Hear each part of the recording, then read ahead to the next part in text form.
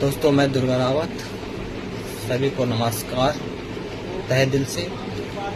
दोस्तों मैं आपको एक भजन सुनाना चाहता हूँ, उसमें जो भी त्रुटि होंगे उसके लिए क्षमा चाहता हूँ।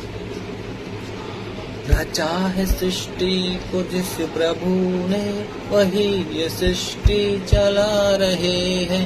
रचा है सृष्टि को जिस प्रभु ने, वही ये सृष्टि चला रहे हैं। जो पेड़ हमने लगाए पहले, उसी का फल हम अब पा रहे हैं। रचा है सृष्टि को जिस प्रभु ने, वही ये सृष्टि चला रहे हैं। इसी धरा से शरीर पाए, इसी धरा में फिर समाए। रचा है सृष्टि को जिस प्रभु ने, वही ये सृष्टि चला रहे हैं।